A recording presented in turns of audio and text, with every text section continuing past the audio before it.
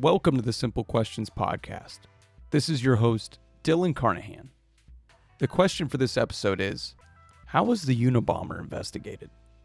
You will learn in this episode key events in the Unabom investigation, how resources were allocated, and the impact this case had on future investigations. Our guest has served in the FBI for 23 years, ultimately retiring while selected for the Senior Executive Service and assigned as the Chief of the Violent Crime Section at FBI headquarters. But in February of 1995, he was transferred to FBI headquarters, where he was the headquarters supervisor for the Unabom investigation. I introduce to you Tom Nunemaker.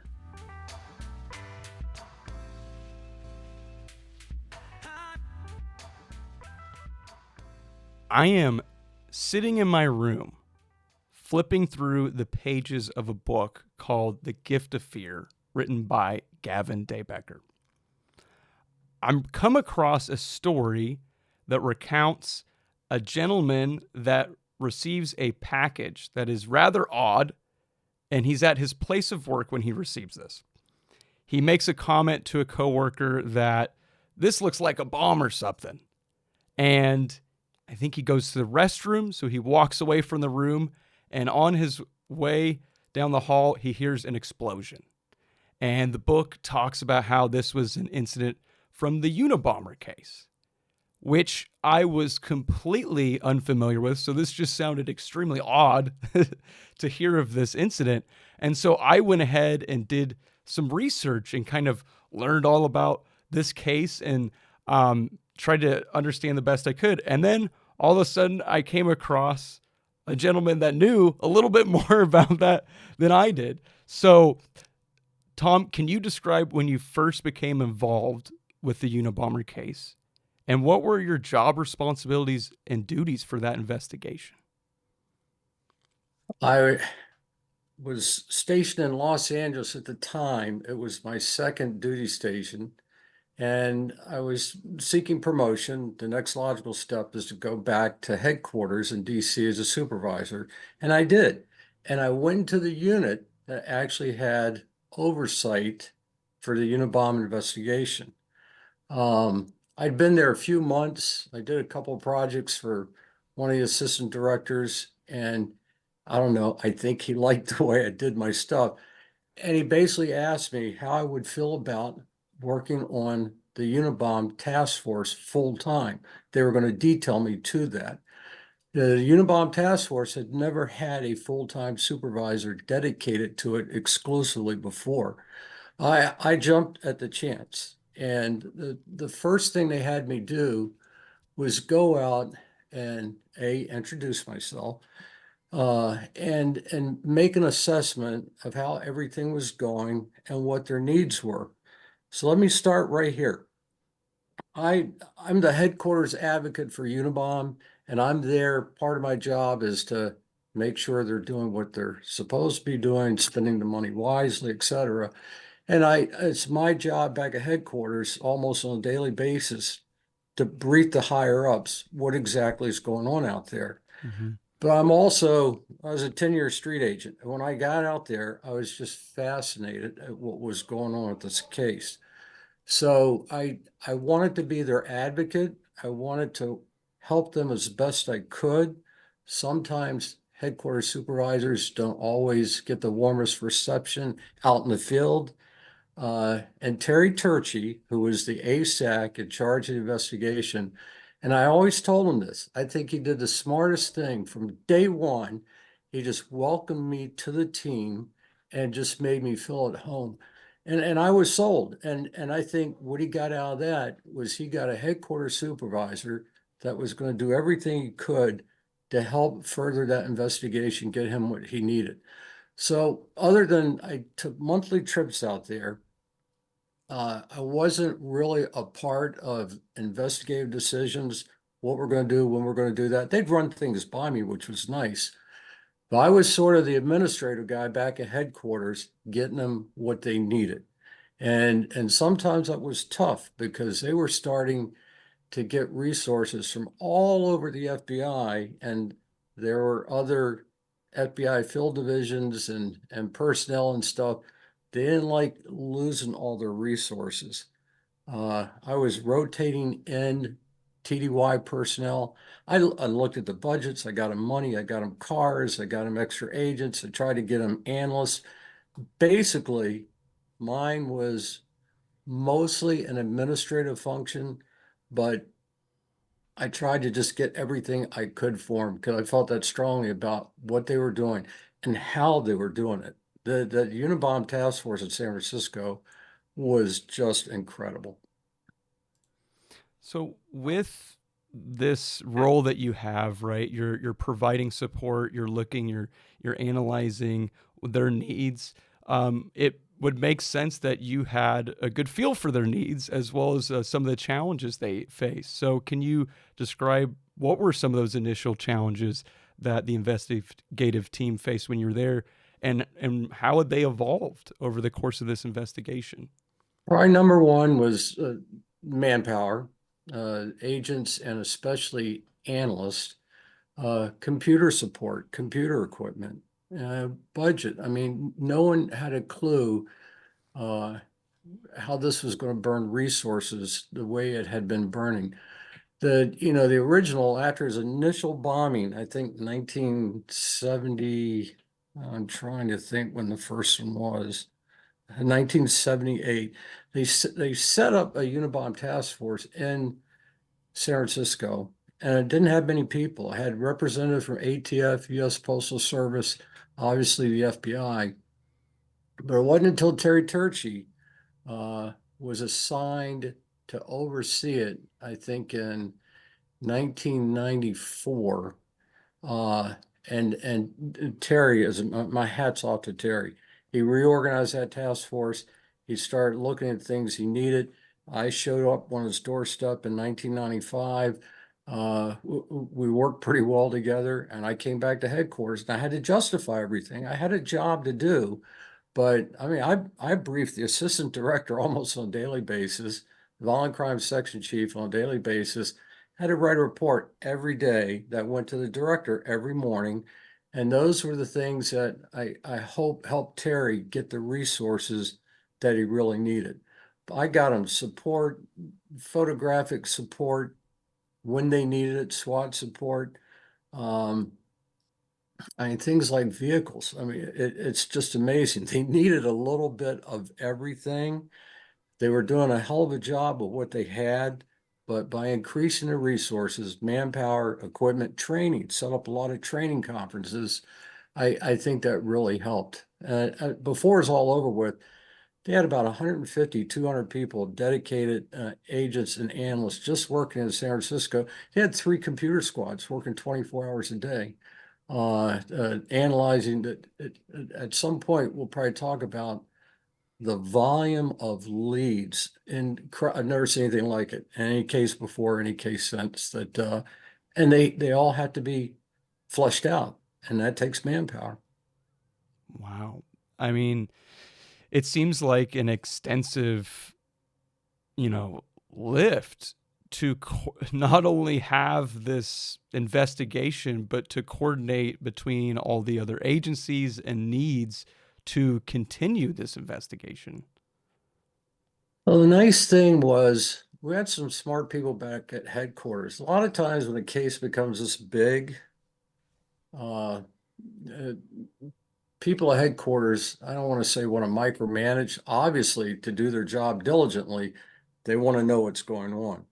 But I will say that they gave Terry and the SAC, the special in charge in San Francisco, Jim Freeman, they gave him the latitude to basically run this in the field, which is how all investigations are run and should be run, and headquarters provides the oversight. Unfortunately, in real life, sometimes headquarters wants to insert themselves a little bit more than maybe they should.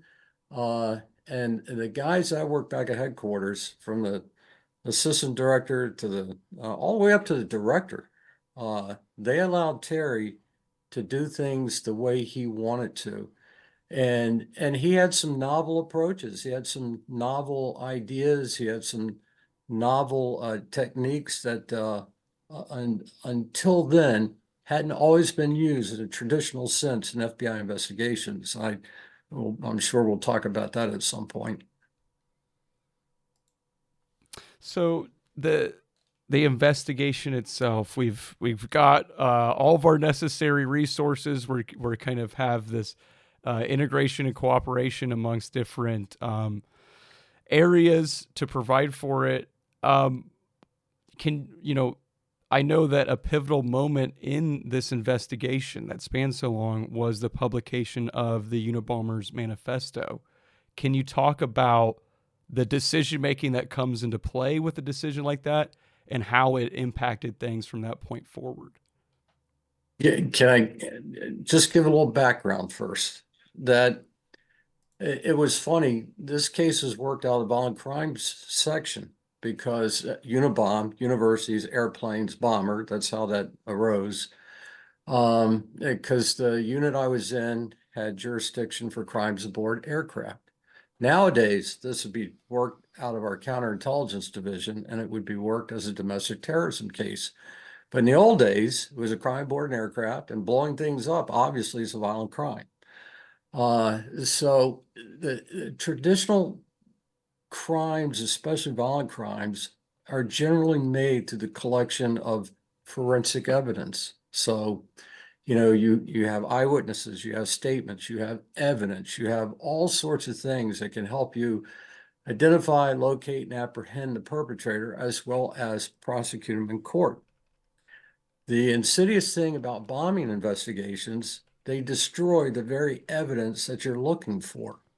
Also, you have an individual, maybe we can get into Ted a little bit. Ted Kaczynski, brilliant guy, went to Harvard at 15, was professor of mathematics at University of California, Berkeley. By the time he was 25, his IQ is just off the chart. But you'll hear this term, lone wolf. He was a true lone wolf. He didn't associate with anybody. He didn't talk to anybody. He didn't say anything to anybody. And that's the hardest person to catch. You have a criminal who is highly intelligent. No, and he lived in the woods by himself for 25 years. That doesn't make things any easier. But he's a lone wolf, doesn't associate with anybody. The crime he commits virtually leaves no forensic evidence behind. And then he walked the walk, he talked the talk, and he said, I don't believe in technology. He moved into a 10 by 14 cabin in the woods of Montana and lived there for 25 years. No electricity, no running water, no nothing. I mean, that's you could say a dedicated person, or maybe somebody as crazy as a loon. I don't know, but he was a brilliant guy. But that was one of the hardest things. Now, what Terry did, he took over in 1994, and he sort of revamped the whole task force. I came in 1995. His first priority was to go back and revisit everything. And there was thousands and thousands and thousands of documents and things to revisit. There were not when he took over, but in total, there were 16 different bombings. I think when he took over, there were about 12 or 13. And he set up a whole squad just to revisit each thing. And he had a philosophy. He wanted to separate fact from fiction from mythology. Because when you have a long-term investigation like this, obviously not everything's factual. The problem is some things, when they go on so long, they create their own little myths. So his concept, I want to bore down, I want to drill down, and I want to get to the facts, and I want to deal with the facts. So with that said, forensic evidence didn't really make this case. Terry was a big believer in integrating behavioral analysis with the collection of forensic evidence. So they started a whole nother section with people like Kathy Bucket and Jim Fitzgerald, really trying to determine, based on the events that he did, trying to get some kind of behavioral profile. And there were many profiles out there. Many of them were wrong. Many of them were way off. Some of them were sort of close. We didn't know it. the thing is, forensic evidence didn't make this case, but it's good, Terry, what he did all these years, because when he's well, it didn't lead us to Ted, but when he was apprehended and ultimately arrested, it was all that stuff that put the nails in his coffin when he went to trial. I mean, that's so all those years of collecting all this information didn't lead us to Ted, but it certainly made everything a lot easier when we got to the trial phase. So now to answer your question, yeah, 1995, he sends a manifesto. He'd actually started writing the different people, papers and stuff, I think about 1993.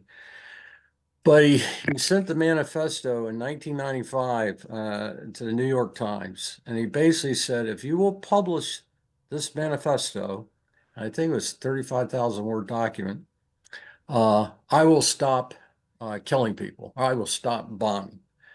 And in newspapers and law enforcement, they don't like to negotiate with criminals. They don't want to negotiate with terrorists. They don't want to set a precedent of doing so. You can only imagine at the highest levels, the director, Janet Reno, the attorney general, the owners and managers of the Washington Post and New York Times met several times to discuss the merits, the pros and cons of publishing this manifesto. And I quite honestly, I don't think anybody believed, a few did, but I don't think anybody really believed that if we published it, would he actually stop bombing? So you're trying to look at that. Are we going to publish and then the guy doesn't bomb anyhow, even though he said he wouldn't? But some people were saying if we publish, we might save lives. But now, here's the key. Based on all the work that Terry and the UNABOM task force had done, based on all the behavioral analysis that they had at that point, they said, this guy's a true believer. And he's probably felt this way his entire life. So as a student, as a child, as a teacher, somewhere he's espoused these feelings before. And that came from the behavioral analysis. This wasn't a guy making this stuff up, like a smoke screen. This guy felt it like this, the way he did about technology and everything else, probably his entire life. So there is a belief that someone out there, if they publish this, is going to recognize the writing, the style of writing, or the actual writing itself. That leads us up. It was published. I think within a few weeks, we had 50,000 new leads that you got to run down and cover. Everybody in the world said, I know who it is. He was at McDonald's yesterday. It's my brother-in-law. It's my ex-husband. I mean, it's crazy. When you use the media, it's a two-edged sword. It can gain you a lot of information, but it can create a lot of work that you just have to do it.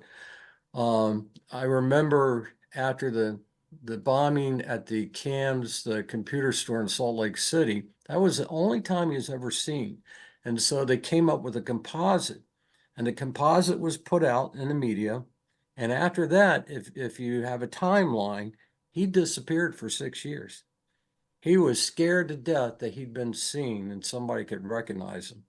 And it took about 6 years from the CAMS incident until he started doing bombs again. And I think CAMS was in 1987. 6 years goes by. And then in 1993, he mails 2 bombs on the same day to 2 separate people. So when he decided to come back, he sort of came back, with a vengeance, I guess, because I don't recall him ever sending 2 on the same day. So a few more weeks goes by, and his brother, actually his brother's wife, had sort of read about the case, brought it to the attention of her husband, David Kaczynski, and said, oh my God, this sounds like Ted. And can you imagine that? Can you imagine somebody coming to you and saying, we think your brother's a Unabomber? And now, are you going to turn him in? So he read the manifesto, and he really took a hard look, and he did the right thing, did the hard thing, he did the right thing. He had known, I don't know if I had this in the right order, but he reached out for an attorney in Washington, D.C., who knew an agent in South Carolina. He called that agent in South Carolina. The agent in South Carolina contacted an agent in Washington, D.C. Anyhow, David Kaczynski got a 23-page essay that Ted wrote in 1971 and got it to this attorney. And then the attorney contacted, well, we'd been contacted, but then we made the arrangements to get together with the attorney and to get the essay, and ultimately to talk to David Kaczynski and his wife, who were really nice people. And I really felt bad for him. Anyhow, this essay, this is when linguistic analysis starts happening. There's a lot of similarities, a lot of the same writing style, but in that essay was the phrase, the sphere of human technology. Let me make sure I got this right. The sphere of human freedom. That's a verbatim quote. You look at the manifesto, and that same phrase in there, the sphere of human freedom. That was pretty damning evidence. That's when I think everybody on the Unabomber task force started thinking, maybe we have our guy. So there's a series of meetings. I can't really tell you the exact timeline, but at some point they do end up, they visit Ted Kaczynski's mother with David and his wife and FBI personnel. And she goes through some stuff and she gives them some writings and letters that she had. And there was a phrase in a letter to her. We all say, you can't have your cake and eat it too. That's the way most people say it. Yeah. But in the letter to her, it said, you can't eat your cake and have it too. Well, and in the manifesto, there was that phrase, you can't have your cake. I'm sorry, you can't eat your cake and have it too.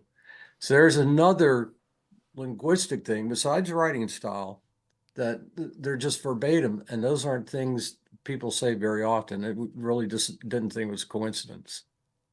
So that's what really started everything. And they started digging, they started looking. Now we know who he is. And also talking to David, guess what? We find out that Ted grew up in Chicago, which is where we thought the Unabomber was most likely from. He had lived in Salt Lake City.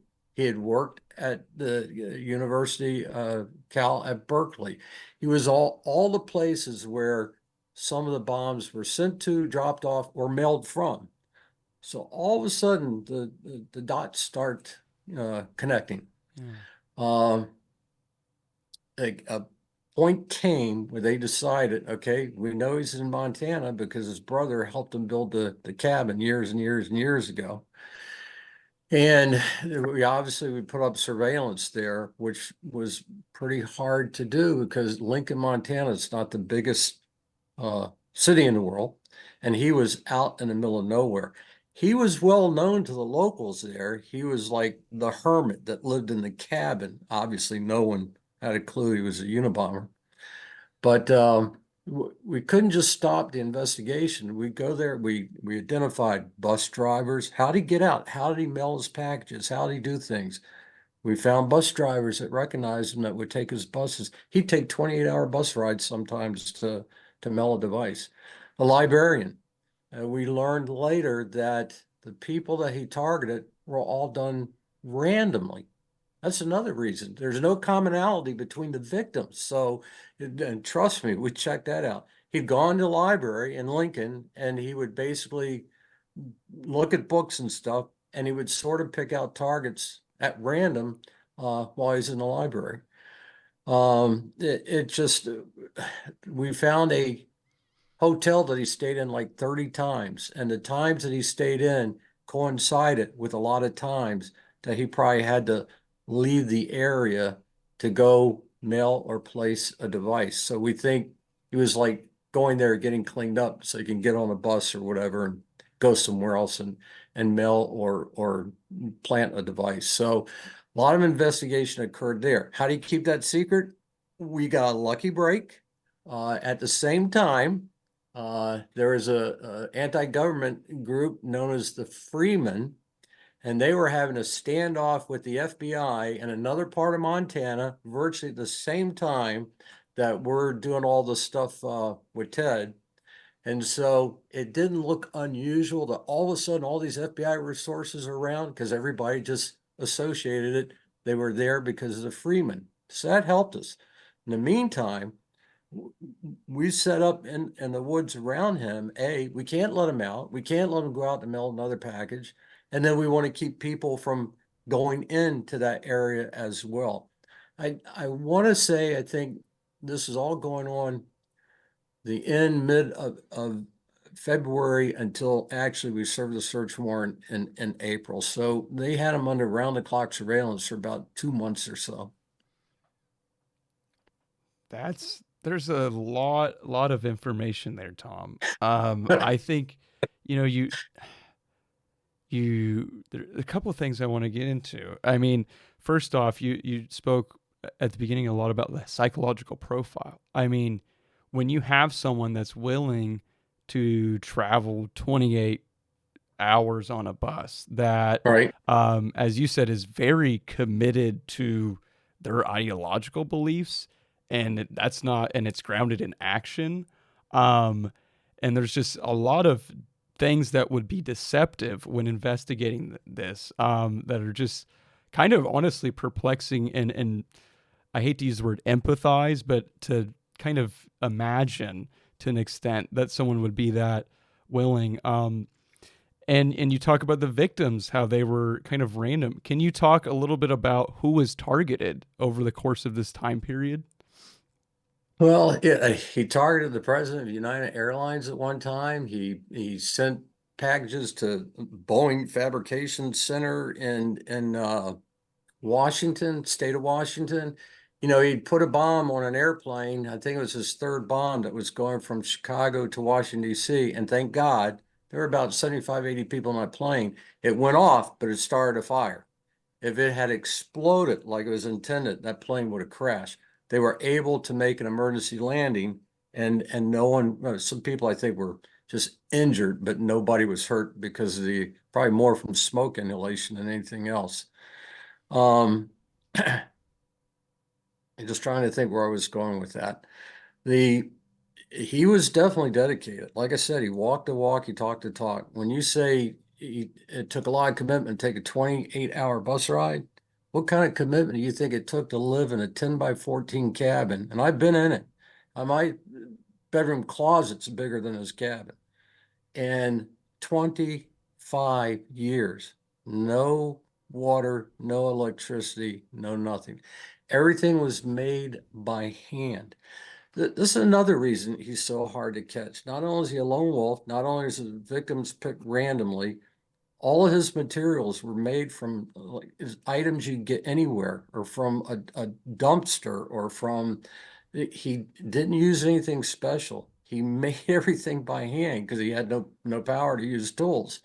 And so even when you would find some remnants of a bomb at one of the crime scenes, they were so easy to acquire. It's not like you can trace it right back to the manufacturer and see who that manufacturer sold it to and try to locate somebody doing reverse engineering, so to speak.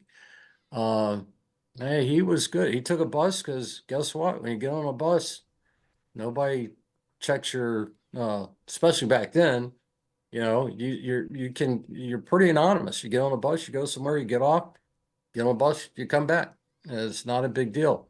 I mean, he actually changed the way things were mailed. He actually changed the way things, airlines. This is long before the events of 2001. There was a time he actually almost shut the airline industry down. When he wrote one time and said, "You've got to publish this. If you don't do it in 6 days, I'm going to blow up another aircraft." I mean, I remember that time. People were just freaking out. Nobody wanted to fly. The airlines didn't want to operate. The security just went through the roof. Um, when you think about, he's one guy and the power that he wielded, it's phenomenal. It's amazing what he was able to do. And you look back at the scope of things, 16 bombings, only 3 people were ever killed. Several more obviously were injured. But I think that's what scared people is the randomness of it. So he did a lot of stuff with airlines. So people thought maybe he worked in the airline industry, maybe he built airplanes, maybe he was a he sent things to universities. So maybe he was a scholar. Maybe he worked at these universities. Maybe he sent things to advertising executives. He sent stuff. I actually think he killed this gentleman, the president of California Forestry Association. There were 2 people that had the last name of Wood, Percy Wood. I think he was the president of United Airlines. Um, so some people thought he had this fascination with the ecology, had this fascination with protecting the trees because the word wood sort of popped up every once in a while. There are a lot of roads that had to be gone down. There were a lot of roads that were dead ends. But again, you have to check everyone out, and that's what's so manpower intensive. So there's one of the things, if you could highlight more for us, I know that it's not always easy to capture the essence, zeitgeist, spirit, whatever you want to call it, or emotions of that time period. And so, over the course of such a long duration, what was kind of the public sentiment and media coverage like of these events that were unfolding? You know, obviously there's always a reaction after an event. And then when he came out and threatened to blow up an airplane if they didn't publish a manifesto, honestly, it sort of ebbed and flowed. Again, like I said, disappeared for 6 years at one point. So people sort of forgot him. When someone disappears off the radar like that, they usually think they're dead or incarcerated. He wasn't. Again, I think he was just scared because he'd been seen in Salt Lake City and a composite came out. Um, I got to give the media, the New York Times and Washington Post credit because they really didn't want to do it.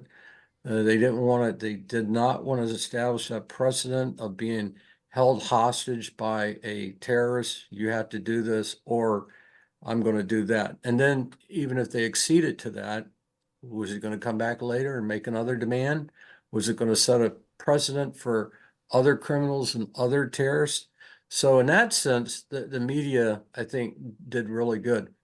Media is like putting a composite out or publishing a manifesto. Again, it's always a two-edged sword. When you go out the media, that force multiplier that expands our eyes and ears. There's people out there looking that we can't be everywhere at once, right?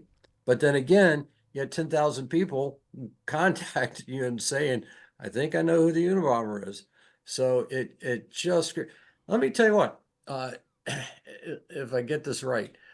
There's a young agent, I think her name is Molly Flynn. She worked at the FBI headquarters. And do you know how many times the Unabom task force, dozens of times a day, the phone would ring, I know who the Unabomber is. The Unabomber is my brother, et cetera, et cetera.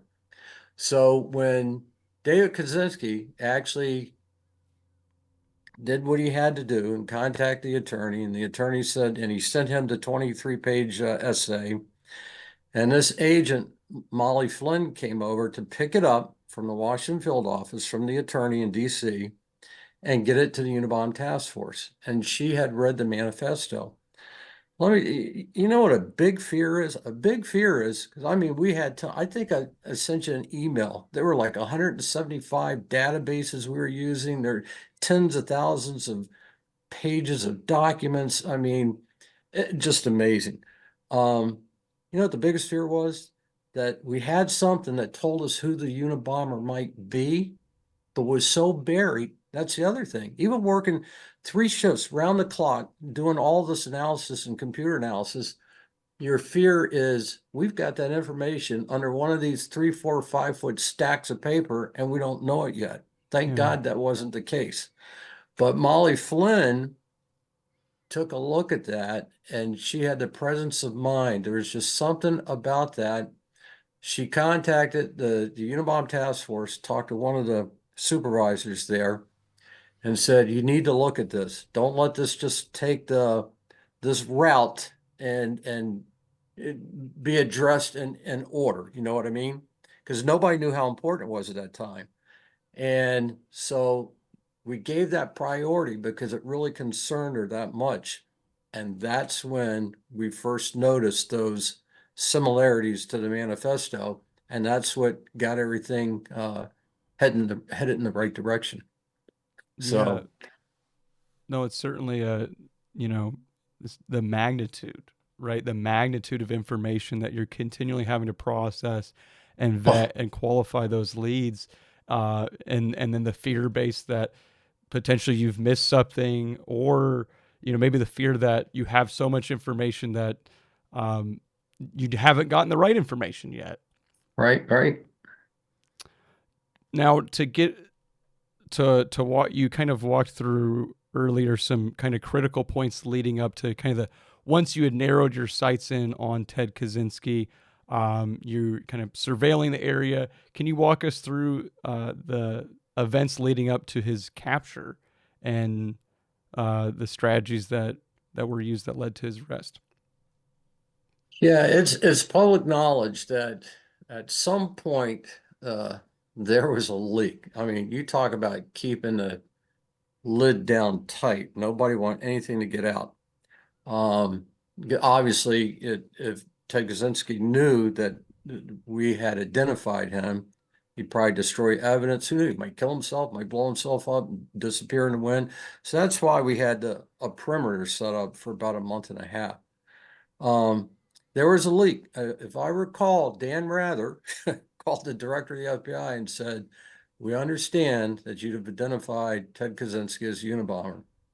And the director asked for 24 hours before anything came out.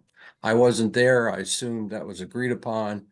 And so that sort of forced us, we got to serve the search warrant, which we'd spent weeks and weeks and weeks developing probable cause. The search warrant affidavit usually contains things like, okay, PIN register information, who's calling who, Title III information, recorded conversations, criminal conversations, surveillances. I saw the bad guy meet with that bad guy, eyewitness accounts, et cetera, et cetera, et cetera. We didn't have a lot of forensic information or evidence. We had more of this behavioral stuff. And it's hard to put that into a search warrant like you can just physical forensic evidence. Anyhow, we got the search warrant. It was executed. He lived alone. He didn't trust anybody. There was a forced, I want to say ranger. I apologize. I don't remember his name.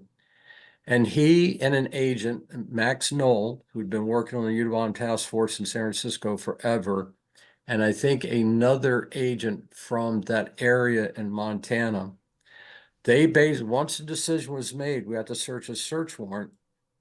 They were worried about two things. Does he have a fail-safe system? If we knock on the door and say FBI, is the cabin just going to explode? Is it going to be a barricade situation? Is it going to be a Waco or Ruby Ridge? I mean, they were planning for all sorts of contingencies. The idea was to try to get up there with someone he knew. I apologize, I should know his name. And who would get him to come out of the cabin. The biggest thing they wanted to do was get him outside the cabin. So they went up and the force, I'll say ranger, park and services, something like that. Okay. He yelled at Ted, and Ted knew who he was. They'd had dealings in the past. And he said, "I have some gentlemen here. They want to do a survey, something with your land, et cetera, this and that. Can you come out and talk to us?" And he sort of hesitated, but then he sort of opened the door, sort of peeked out. And again, the guy knew, said, "No, come out. We need to talk to you. Everything's okay. We just want to talk to you." He started to come out and then he started to go back in, at which time the ranger just grabbed him and pulled him outside. They were not going to let him go back inside that cabin. And then sort of the tussle is on, and then Max Knoll, the FBI agent, they get everything under control. They get him handcuffed. He's not arrested at that point. He's being detained at that point. Um, so now they want to execute the search warrant. Well, we had spent weeks getting ready for the execution of a search warrant. We brought in military specialists, our own bomb people, et cetera, forensic analysis, evidence response teams. I mean, and now the SWAT went from containing him there to now everybody knew, and the media was running with it, is now SWAT is keeping everybody out. So they didn't even go in the cabin, I think, for about 24, 48 hours. They were worried about him. He's a bomber. They were worried about him having booby traps and stuff on his property, booby trapped inside the cabin, et cetera, et cetera. So it was done in phases. They had to clear the property, they had to clear the cabin before you can even let investigators and evidence collection people go inside the cabin. Then when they went inside the cabin, they found I think it was a 40,000 page handwritten journal, which described his bomb experiments. It had a lot of stuff. He loved to write about everything. He talked about some of the Unabomb crimes. He talked about his philosophy. I mean, 40,000 pages handwritten. They found bomb making components, and then they found one live bomb ready to be mailed underneath his bed. So once we got in, now you're getting the forensic evidence. This stuff was invaluable at trial when he went to trial, I think in 1998.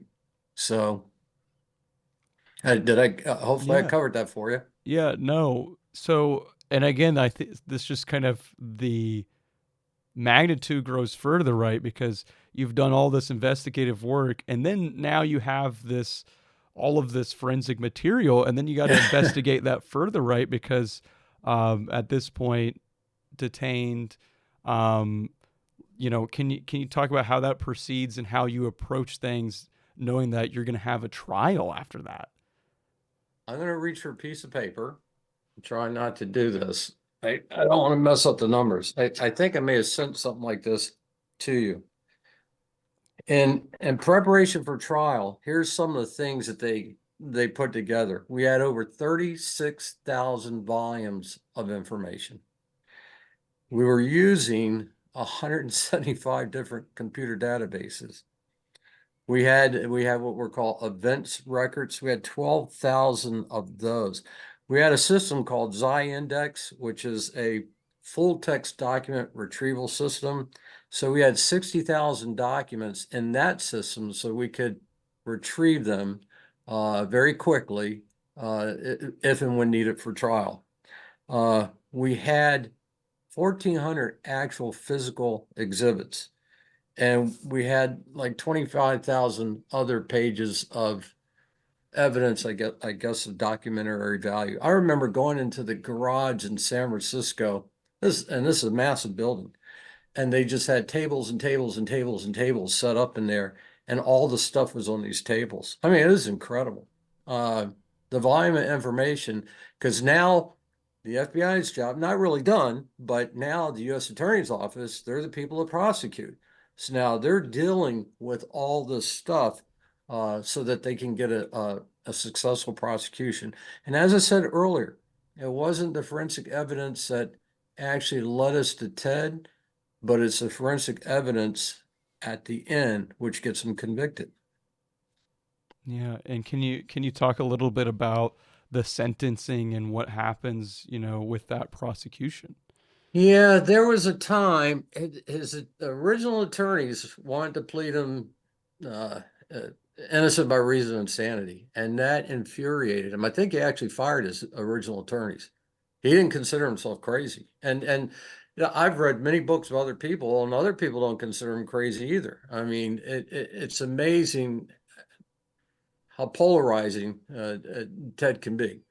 Um, Obviously, there's something wrong with the guy that kills people. Obviously, there's something wrong with the guy that lives in a 10 by 14-foot cabin for 25 years. Then on the other side, he probably had one of the highest IQs of anybody I've ever met in my life. But when his attorneys decided to do that, because they were trying to get him spared from the death penalty, and his brother and sister-in-law had always said, we'll cooperate, but we don't want our brother to get the death penalty. And you can't make that guarantee. That's up to the U.S. Attorney's Office. But FBI people dealing with them obviously said we will do what we can. We'll let them know how much you cooperated, and hopefully that will help your brother Ted out. Anyhow, ultimately he decided to plead guilty, and he pled guilty. And I don't think he wanted to, but he did, because they made an agreement. He pleads guilty, he won't get the death penalty. So I think he pled guilty to 13 of the 16 bombings. I think he received something like 8 or 9 life sentences. So he was never going to get out of prison. And then they sent him to a place called Supermax. It's in Florence, Colorado. And Supermax is, nobody's going to escape from that. But it also had a interesting aside, had a little area that became known as Bombers Row, because Ramzi Youssef was there, who was the perpetrator of the first World Trade Center bombing. Timothy McVeigh was there, who blew up the Murray building in Oklahoma City until his execution. And I think ultimately, oh my God, who's the guy? He blew up Centennial Park in the Atlanta Olympics and started blowing up abortion clinics. And then he was another lone wolf who hid out in the woods in North Carolina for 5 years until he was finally caught. So he was there. So they referred to this area in Supermax as Bombers Row. I can only imagine. Can you imagine the conversations those guys probably had with each other if they were allowed to have conversations? But I think they did, because I remember somewhere I wrote that Ted Kaczynski said, I didn't agree with everything that Tim McVeigh did.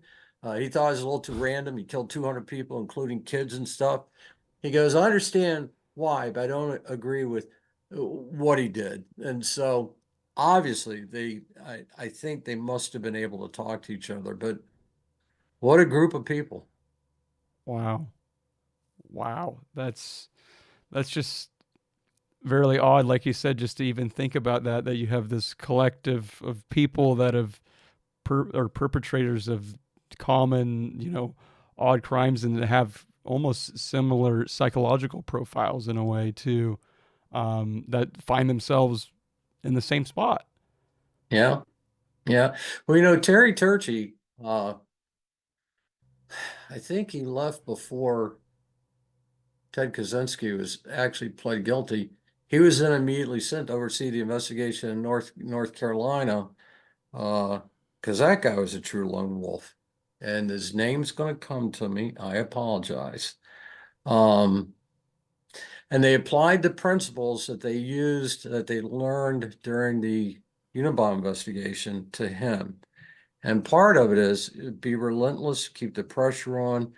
And luckily, he'd actually been identified after the bombing of an abortion clinic.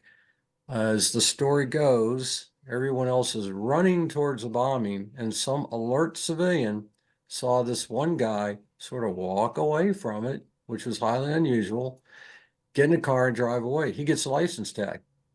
So they run the license tag and they find out who this individual is. So unlike the Unabomber, we knew who Eric Rudolph was. And unlike the Unabomber, Timothy McVeigh, if you remember, he got pulled over. I think he didn't have a license plate or something on his car as he's driving away Yeah. from the bombing in Oklahoma City. So an alert state trooper pulled him over, and next thing you know, so he's captured. He was a woodsman, and he was a survivalist, and he was a lone wolf. And he lived off the land. He would break into people's cabins and do all sorts of stuff. But by keeping the pressure on, Terry brought in massive amounts of manpower in that one, because based on his behavioral analysis, they knew what he would try to do, where he would probably try to hide, how he would try to survive. And the pressure was so relentless that at some point, I mean, he was virtually starving. So then he would start sneaking into little local towns and trying to find clothes, go through dumpsters, get anything to eat, etc. And so that's how he got caught. A sort of fairly new young police officer found him fooling around the back of a store at night and arrested him. And it turns out he's the bomber we've been looking for 5 years. But was that luck that he got caught? No, it was the 5 years of pressure. We kept agents in the woods, I mean, basically around the clock. And it sort of forced him at some point. I mean, he was starving to death. He just had to come out. And that's ultimately which led to his capture. Are there any other lessons that were learned from the Unabomb case that have informed subsequent FBI operations? It sounds like the psychological profiling um, played a large role, as well as kind of the thought process on how to apply manpower. But you also have said that that even like in the aviation community, like this in postal service, this has changed policies, in a lot of Yeah. different areas. I think what we learned is, especially in a complex investigation, especially in lone wolf type investigations, that number one, Terry was a big believer in thinking outside the box. Okay. I really appreciate that. He's a big believer. I mentioned this before, separating fact from fiction from mythology. Because an investigation goes on for so long, these myths sort of are created, and you got to deal with that and get through it. He's a big believer in picking the right people for the right team. He's a big believer in interagency cooperation. Um, but I think that he saw that the traditional FBI criminal investigation wasn't quite going to work as well in this one. Well, it hadn't for 16, 17 years. I mean, sort of the proof is in the pudding.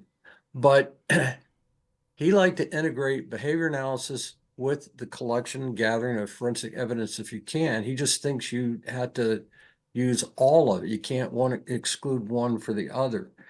Um, I I think the biggest thing I saw, he really wanted people to use their imagination. He just didn't want people to fly off. I mean, you had to have some basis for. We had some people had some very creative ideas. Unfortunately, they didn't lead to the Unabomber, but he allowed his people that latitude to do that. Um, Terry was. I really like Terry. You could probably tell that. I watched him work. Great leader. It's just amazing what he could get out of his people. He had the right people at the right place and the right time. He had people that wanted to be there. And he didn't care. Some people worked on Unabomber for 10 years and they go, it's a dead end. I want to get off. I quit. I leave. Well, he slowly replaced those type of people with people that wanted to be there and wanted to work and were going to stay there until the guy got captured. And I tell you what, if you think about it, Terry came on in 1994 and got captured in 1996. So Terry did in 2 years what they hadn't been able to do for 16 years prior to him taking over the task force. I think Terry would no, I don't want to put words in Terry's mouth. You're always fighting the bureaucracy. Bureaucracy generally is entrenched in traditional, we have to do it this way. And they don't always like people that sort of want to, again, think outside the box. But I think Terry's right. You have to think outside the box. Traditional way, the bureaucratic way, is not always the best way. It's necessary. You have to have oversight. But the problem is, and the good thing was, with few exceptions, we didn't really have headquarters ATF getting in a issue with headquarters FBI, and we didn't have headquarters U.S. Postal Service Inspection Service getting in issues with ATF. For the most part, and this is part of my job back at the headquarters level, was try to keep everybody playing well in the sandbox together. And there were bumps along the way. I mean, nothing is ever 100% perfect, but Terry was very good at getting everybody to see the goal, to cooperate with each other, to contribute resources. It's one thing going to the FBI and say, I need 100 more agents. I need 200 more analysts. It's another thing to go to ATF and to the U.S. Postal Inspection Service and to other agencies and say, I need more, I need more, I need more. I mean, there were some people I remember, it's only one guy. Why are you the expenditure of resources and money? I mean, there's estimates that the FBI spent almost $50 million. I don't know if that's correct or not. Though I know we spent a lot of money. And then people would go, it's one guy. But if you think of what that one guy was able to do, uh, it's sort of just a fascinating case from start to finish. That it is. And based upon your experiences, what's the best way for people to learn more about this case outside of our discussion? Well, I'm glad you asked that. I'm not trying to sell a book because I didn't write the book, but we just tried to encapsulate 18-year long investigation with tens of thousands of pieces of information into this podcast. If you really want to read a good book, this is Terry's book. I highly recommend it. Okay, it's called Hunting the American Terrorist, and it's a two-part book. It details as much as possible everything that occurred in that investigation, especially uh, from Terry taking over in 1994. It tells you his thought process, what he did, how he revamped the task force. It's a fascinating read. It really is. The second half is based on a study. Kathy Puckett was an agent in San Francisco that Terry knew and worked. And she wasn't from the behavioral analysis unit back at headquarters. I don't even know if they call it that anymore, but she was into profiling and behavioral analysis, and he depended greatly on her. And she ended up after uh, this case and the other case in North Carolina, producing a paper, and sort of the last third of this book is the paper she presented, the best way, the things to consider when you're looking for terrorists like this, as lessons learned, best practices from everything they had gained from the experience of working the Unabomber case, what they saw in the Oak Bomb case, and everything they learned in the Atlanta bombing case. And if you remember, they had, I don't know but somebody had profiled a security guard, and he was under intense scrutiny as the person who was the bomber in Centennial Park in Atlanta. He was the wrong guy. He fit too many of the boxes you can check real easy. Uh, and so they zeroed in on him, and that was not good. And then it turns out to be this true lone wolf, um, who he used to, I think he referred to himself as the army of God, because a lot of these people, even Kaczynski, if you remember, he had put the initials FC on some things, and he referred to himself when he wrote as the Freedom Club. So that was just a way of him trying to say, it's more than me. I belong to a group. There's a lot of us out there. Well, the Army of God's the same thing, but they were both true lone wolf terrorists who didn't associate with anybody. So it's a good book. If you want all the details that I've left out, I would encourage you to read that book, and then you can get an insight. Kathy wrote a great paper that very interesting if you want to get into like the mind of this type of person. We'll be sure to include the things that you mentioned, Tom, within the show notes for people to check out. When I Tom, when I think of you in my mind, okay, and I think about your career, being that you served in the Marine Corps, the extensive time that you spent at the FBI, and that you're a firearms instructor, I one word comes to mind, and that word for me is service. You have lived a life full of service, and you continue to do so. So I want to thank you for not just sharing your time and knowledge today. I want to thank you about how you've lived your life, and just say thank you. I appreciate it. It's nice of you to say that, and I just didn't do anything that most other people don't do. Uh, Probably my thing was I did have an extensive background, and I was a street agent, SWAT investigator, et cetera. And it was funny that my role in probably the biggest case I was ever associated with, UNABOM, I was the admin guy, and for a street agent, that's like, oh my God, and because I wanted to be there knocking on doors and interviewing people and doing things like that, just wasn't my role. And I just hope I helped them in some small way.